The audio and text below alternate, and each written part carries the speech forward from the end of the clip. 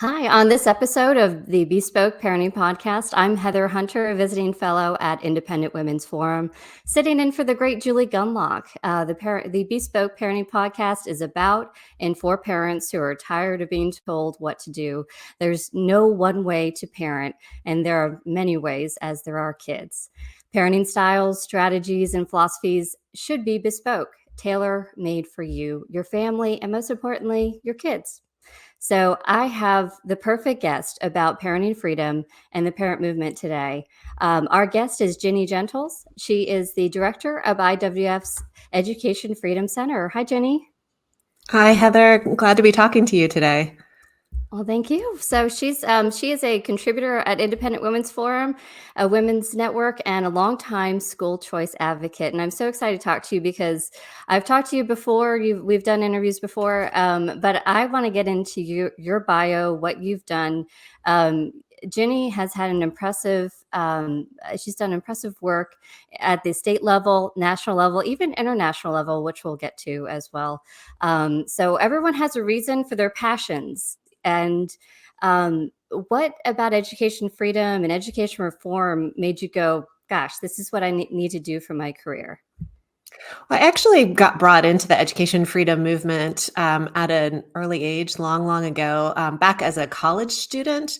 I ended up realizing that I was fortunate and that my parents chose a house in a school district that had quote unquote good schools. And I benefited from that public education system all the way through K through 12. But you start volunteering in high school and college, and you realize not everybody gets to go to good schools. They don't live in neighborhoods where those schools are really dedicated to serving kids, and that the injustice of it really bothered me. And so I started looking into what could be done. And this was again a long time ago, and there were leaders out there like Jeannie Allen in the Center for Education Reform and other people who were really launching a school choice movement. And I realized I wanted to be part of that. So I started looking into it and just figured out a way throughout the early stages of my career to be involved in education reform, yes, but specifically in school choice, what we now refer to as education freedom, that empowers families to not be stuck in the school district, in that school that their child is assigned to just because of residency, but have the freedom to choose the best school that meets their child's needs. I know I've personally, as a new mom, I've been considering all the education options, and now I'm homeschooling, as we've talked about before. But I think, as you were talking about with your parents choosing the right school and trying to find the right place to actually raise your kids, I think remote working and even the pandemic has had a huge. There's been a huge shift in people moving and changing where they're going, because they are thinking about that. They want to get out of some of the bigger urban areas because of the crime, but also the schools are getting more woke. And I mean, did you see, as somebody who's been following this for so long, do you feel like there was a huge shift in the education dynamic of parents really being very proactive in taking on their kids' fate in a school after the Ab- pandemic? Absolutely. I feel like I've kind of been standing off to the side from a lot of parents for decades, really, with my school choice advocacy. And then when the pandemic hit, we suddenly were all in it together. And parents who previously just thought school choice, I don't know what that is, or I'm just reflexively opposed to that, they thought, oh, it makes sense now. I get it. What's coming through my child's laptop, what I'm seeing as I look over their shoulder into Zoom school, I don't like it. And I'm recognizing that these schools are staying closed. They're not prioritizing academic instruction. They are refusing to meet the needs of special needs kids. They were particularly mistreated throughout the pandemic. That's wrong. And they're continuing to ignore the pleas of parents. Please open back up. Please get masks off kids so that they can learn how to form sounds and words and read. Please stop with the indoctrination and prioritize academics instead. And parents realize they're not listening to me as I'm asking for that. And what I need instead is a different school altogether. So I'll move. You had referenced that some people just actually picked up and moved to a different area or state. And then others said, well, I don't want to move. I want I want the freedom to go choose the private school down the road that's been open, that reflects my values, that prioritizes academic instruction. Now I'm on board for school choice. Now I'm on board for education freedom. And I love hearing from those parents. Welcome. Let's work together. Yeah. And I love the parents who still keep fighting the fight in the education system, as far as the public education system. Mhm.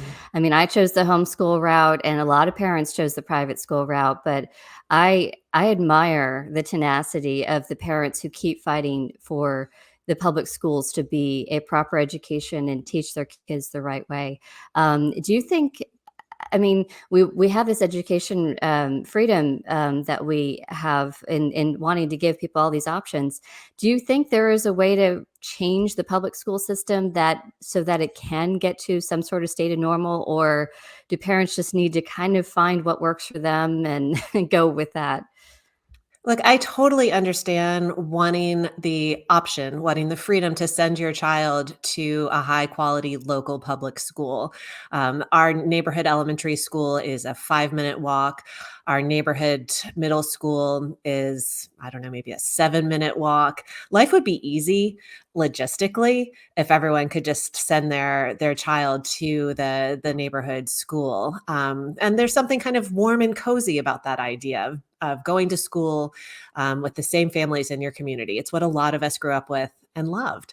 But the public schools that we grew up with aren't here anymore. They're not available for kids in most areas. They've been captured by activists. They're prioritizing the wrong things. So I too admire parents who are really fighting hard to change that. That needs to continue. And I wish them well. I'm very confident, having been in this education space for a long, long time, that it's not going to happen unless school choice is expanded, unless those school districts realize, hey, if you don't listen to those parents who are at those school board meetings um, month after month, and who are writing and pleading for changes, who are researching alternative reading instruction options, who are making suggestions on, hey, don't shorten the school year. Actually, maybe lengthening the school year would be better. Hey, stop having all of these days off during the school year. Actually, educate kids. These parents have great ideas that these school districts are not going to listen to unless there's a consequence. And so that's where school choice comes in and can benefit public school parents, public school kids. The school district can realize if there are robust education options, education freedom options out there, that if they don't listen to those parents and their suggestions and their requests, the parents are going to leave. They're going to take their funds with them. Enrollment's going to drop, funding's going to drop. And all those central bureaucrats who've been hired in recent decades and are doing nothing for kids, they're gonna lose their cozy jobs. They're gonna be fired. So I do want people to realize that school choice education freedom empowers the individual family to go make a choice. It also empowers the public school parents so that they can be listened to. Everybody wins, except for Yeah. except for the unions and the bureaucrats. Yeah. Well, you're a mom. So how many girls do you have? How many children do you have, Jenny? I have 2 daughters, ages 11 Two and daughters. 14, so we've just started middle school, 6th grade, and just started high school, 9th grade. How was after working in this space for so long and then having children, how did that kinda change your view of the education system? I remember before I had my first child, someone asked, "Well, you work in school choice. What option will you choose for your child?" And I was like, I haven't met them yet. I haven't met my kids yet." And a lot about school choice is about getting to know your child and their needs. So I had no idea before my child was born. And in fact, my children started out in public. Well, my oldest daughter started out in public education in Canada, where we lived at the time. And we even tried French immersion, which was a public school choice in Toronto. We moved here and did a faith based private school for a little while. Some things happened with our family, some things changed. So we switched to the public schools. The pandemic happened. We were done with the public schools and we're happily back at faith based private schools now. So, Yeah, we've been a bit of a school choice family, not You've had a necessarily. journey. Yeah, that wasn't not my intention, but that is what's happened, and I have to say, our experience in faith-based private schools, particularly right now, is just so positive. I wish Yeah, well, everybody had the options that we have right now. well, you mentioned that you were in Canada for a little while. It's pretty impressive to me that you went to another country. There's to me, such a learning curve to go to another country and to be involved in a movement and in the education reform movement. You were active in that in Canada. I mean, what Mhm. was that like? I mean, when I look at Canada, I see Trudeau and I'm like, how does anything get done there that's rational? So talk about what it was like in Canada working in education reform. Well, let's just say that, Canada's changed a lot, just like America's changed a lot in recent years. Let's not blame Canada for for Trudeau necessarily. But, so this was a I lived in Canada twice, actually, once before kids, when I was still working, and I left a career on Capitol Hill, sadly. I loved working on Capitol Hill, but wanted to continue working in government and work for the Ministry of Education, the Education Finance branch for a couple of years under a conservative government. And the way government works up there, if whatever party is in charge, then the ministries are supposed to implement their agenda.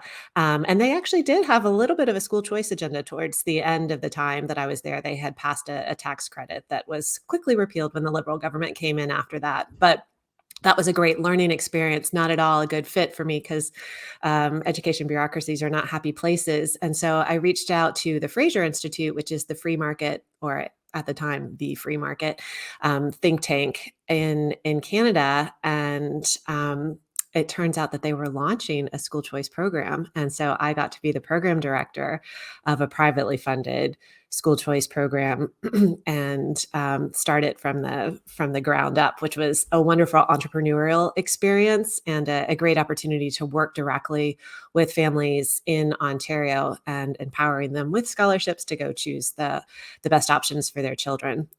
So really, I mean, Canada is just across the border. Right.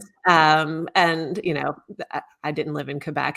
Where I lived, everyone was English speaking, so it was pretty straightforward to navigate. And when you're part of the free market world, you really are part of kind of an international community. People have very much they're very much grounded in similar values. So that was a great opportunity to find that community north of the border. Well, I'm sure a lot of the work that you did in laying the ground in education reform is still having an impact now. So thank you for the work you're doing up there. We we need as much help in making sure that people have a choice and freedom up there. So, and you're also you lived in Florida. You're a Florida girl. So I'm a Florida girl, and you worked in the Department of Education in Florida under Governor Bush. And then now you're seeing what's happening in with DeSantis, and a lot of education freedom. How would you contrast some of the leadership styles, or at least, did you kind of see a school choice and education freedom movement starting under Bush, or was it kind of Oh, always yeah. there, or has it just exponentially grown under DeSantis? Like, how do you kind of view what's going on there? Yeah, so school choice at the state level has to happen with strong leadership, and that's what was absolutely in place when Jeb Bush was governor. He had founded a charter school in South Florida. He had traveled around the state talking to parents. He personally knew from listening to parents and their stories, and from all these conversations, the importance of school choice. And he came in with a mission to, number one, increase the accountability of public schools, and that's where he put a grading system in place so that the public schools themselves were graded A, B, C based on a number of measures. And then part of his vision was implementing school choice. In a very specific ways, initially through an opportunity scholarship program um, that was targeted for students that were relegated to failing schools. So if these students were assigned to a school that had received 2 F grades, they received scholarships to escape, which was a Wow. wonderful thing and a great way to marry his two visions, accountability for the traditional public schools and freedom, school choice for families who were not being served well by those public schools. He went on to oversee the creation and expansion of a special needs scholarship program, at the time called the McKay Scholarship Program for students with disabilities, and a program for low income kids, a tax credit funded program for low income kids that grew quickly and spread throughout the state and has morphed into to a what was probably the biggest school choice program in the country, until Arizona has now overtaken that with the empowerment scholarship program, ESA program, that Arizona now has, which is universal and has the potential for being the biggest school choice program in the country. So Governor Bush's leadership was tremendous in this issue. Enough years have passed that people might have forgotten what a strong leader he was at the state level. And thank goodness Florida has a strong leader again with Governor DeSantis, who has a very strong commitment to education freedom, to empowering parents, and to ensuring that students are served well by the schools and the education options that their parents find for them. So there's a great opportunity under DeSantis's leadership, as well as the commitment and leadership of the Florida legislature, to continue expanding school choice in Florida. I was there, I guess at this point, over 15 years ago. I loved leading the Florida School Choice Office. It was a really exciting time. We knew that we were creating a model for the country, and I'm so proud of what Florida's done, and excited about the potential for the future there. Well, you're a pioneer, Jenny. So, I'm a helper. the I help. yeah, well, I mean, take some credit. It's okay. So, but, yeah, but you've seen all these movements happen. I mean, what you did in Florida with the governor, incredible. What you've done in Canada, incredible. I mean, even on the state level, I mean, I know you and I chat about what's even going on in Northern Virginia. And a lot of people think that even the Northern Virginia, Loudoun, and Fairfax movement happened in 2020 or even during the pandemic. But I remember, as somebody working in the media, I was following what was going on in Fairfax in 2014 with Elizabeth Schultz, and how she was just like this solo, one person on a school board trying to, fight the fight over so many issues about fiscal responsibility. And they were using the school board as a way to start a lot of social change in Fairfax. Mhm. And so, do you feel like, did the pandemic suddenly shine a spotlight on movements that were already kind of bubbling up, or is it just parents kind of having realized, maybe I need to seize this moment, and taking on the school board who's not doing what they should be doing, and actually listening to me? They're civil servants. They should be listening to parents who are concerned. Well, Heather, you probably have a much stronger history and much more information on the parents' rights, parental rights movement in Northern Virginia. Because back when Elizabeth Schultz was on the Fairfax County School Board, I was a stay-at-home mom with kind of youngish kids, and then transitioning back to working. And I honestly, I was not paying attention to what was going on in Fairfax County. And in the years that you mentioned, my kids were safely attending a faith based private school.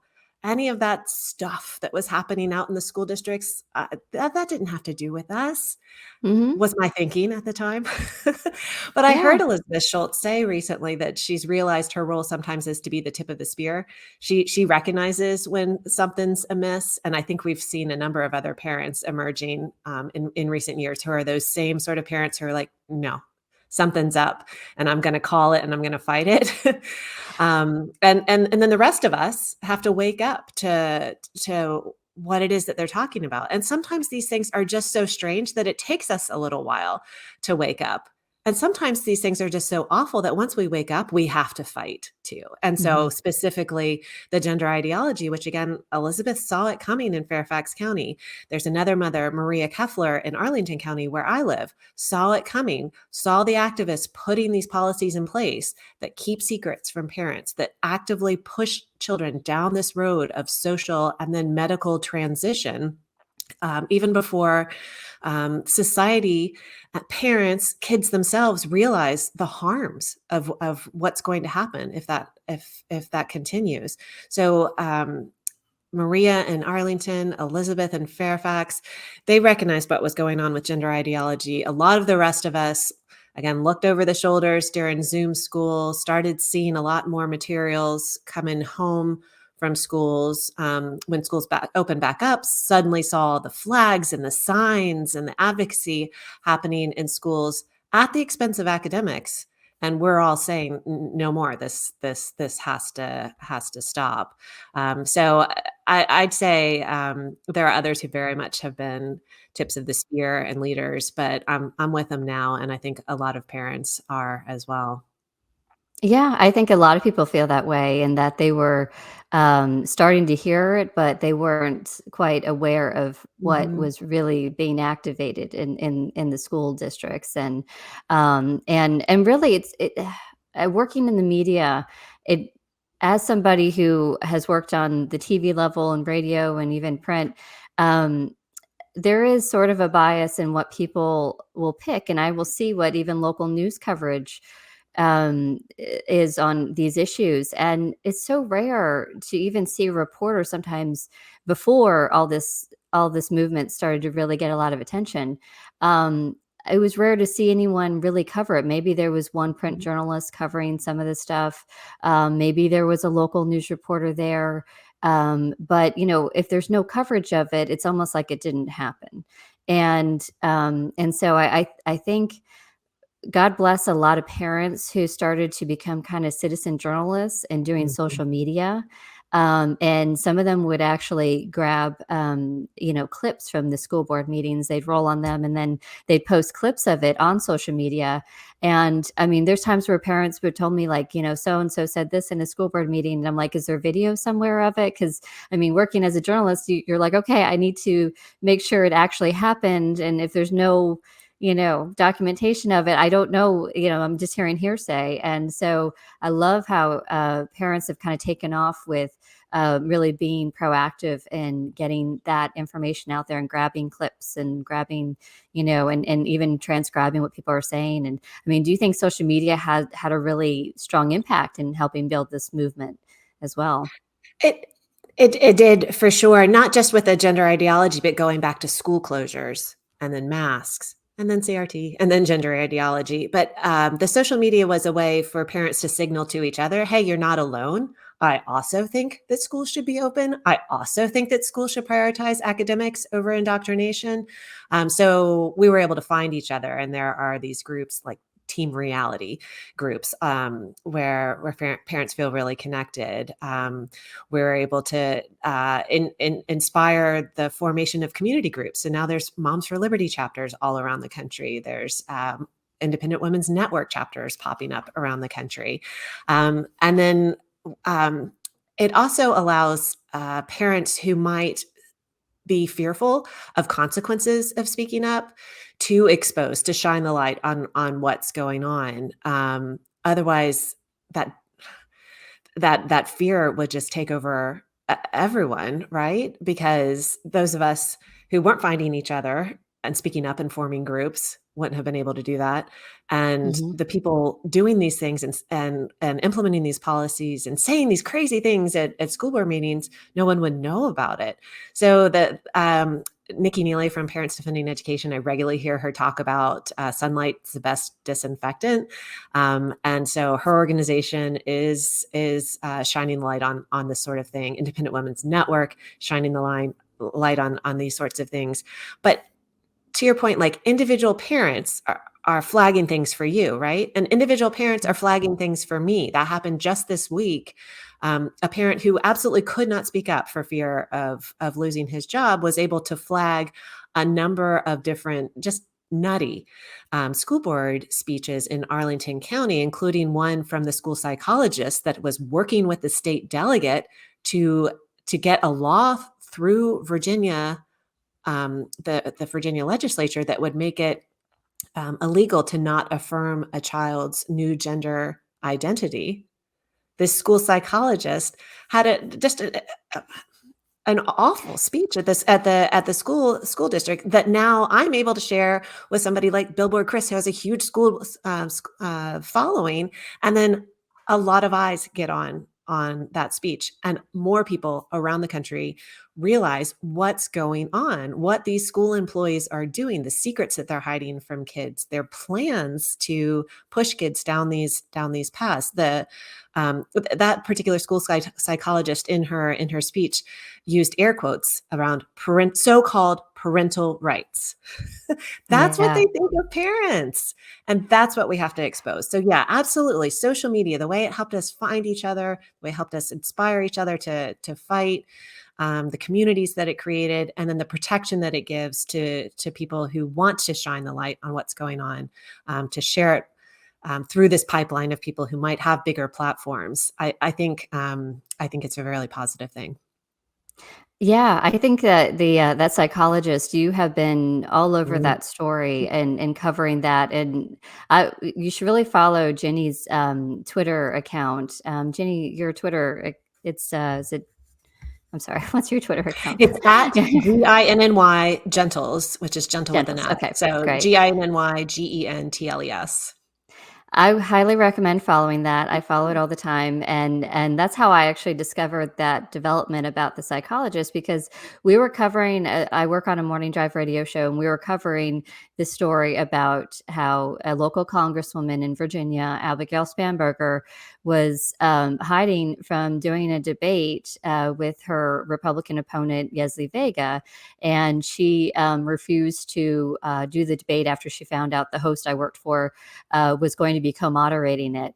And then it came out more and more that we discovered that she was hiding because she didn't want to answer questions about one of her top surrogates, who was a Democratic lawmaker, who was in support of who was pushing this legislation that would punish parents for not affirming their child. And now there's even, the Washington Post and other places have George tried to Will say, wrote a column about this, Heather. yeah, Like, yeah, we've gotten a lot of attention on this issue. yeah, yeah. I mean, yeah, yeah. I mean, and then you've highlighted. I mean, you've done amazing work in bringing a lot of light on this issue, Mhm. and especially that psychologist, because that audio from a podcast she did, she talked about how this was about punishing parents and the if they don't affirm their child's gender. And I mean, even Guzman is on tape from ABC 7 saying that there'd be punishments, and they keep trying to change the language and how this is. But I mean, the radicalism of that psychologist, you really brought that forward and explained that to a lot of people, and what is going on in these schools. And this is, an Arlington school psychologist, and they keep talking about, let's put more and more money into mental health, which I think is important. But it does concern me, though, that these kind of people work in the mental health profession. Mhm. So where are you sending your kids to? Are you getting psychologists like this in the schools? I mean, Yes. my child's dealing with some issues from the pandemic, so let me see if we could help maybe some depression issues. And then if she went to this psychologist, I mean, what would happen? She's got, one-on-one time with your child, and it's scary, to think that those kind of people would actually have access to your children, and you're just trying to do a good thing for your child. Yeah, Heather, I think that you bring up a really important issue, and it's something that all of us should be paying attention going forward. Congress passed a bill recently that, and then appropriated, I think, close to $1 billion in funding for mental health in schools. So they're going to be funding quickly, like trying to quickly hire and fund all of these new mental health programs and mental health staff. And the philosophy, the way that these individuals are trained is very anti-parent, is very much about this culture of keeping secrets. It's very much steeped in radical ideology. I wish that wasn't true. These kids absolutely deserve They need help, true yeah. mental health support. We've hurt them so much by policies in recent years, and we've hurt them by giving them access to a really lousy education, even before the pandemic. They absolutely deserve wonderful mental health care, and that's not what's going to happen. And it's going to be it's going to be a real problem if parents aren't paying really close attention to what's going on with the school counselors and the school psychologists in their public school districts.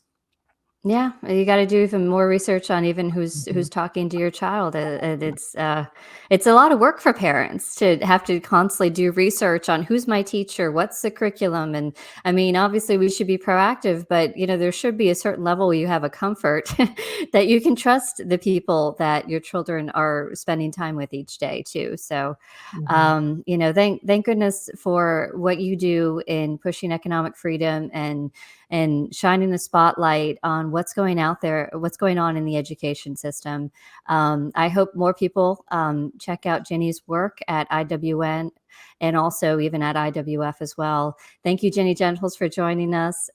Please go and support Education Freedom Center and check out their work, and you'll be glad you did, because it's great work that they're doing there, and God bless for what you're doing, and thank you for listening to this podcast on Bespoke Parenting Podcast.